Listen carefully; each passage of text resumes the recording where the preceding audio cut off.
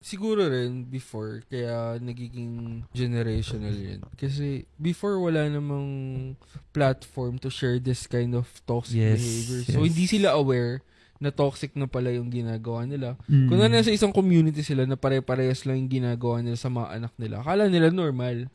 Na parang, ginagawa naman yan. Binubugbog ko yung anak ko pagka ako sinagot ako ganyan, bubugbogin ko yun. So, parang sinasabi, okay lang kasi ganda naman yung ginagawa nito. Pero nung nagkaroon na ng internet, na-share na ganito, na hindi pala pwede. So, bawal pala manakit ng anak. Bawal pala hatawin ng bakal ng belt yung anak.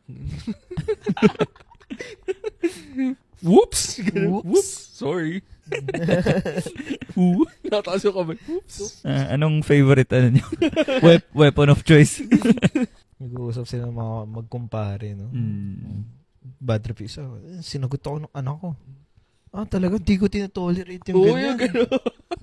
Pag ako sinagot ng anak ko, Nako! Ang balusi ko agad. sige nga, matry ko nga.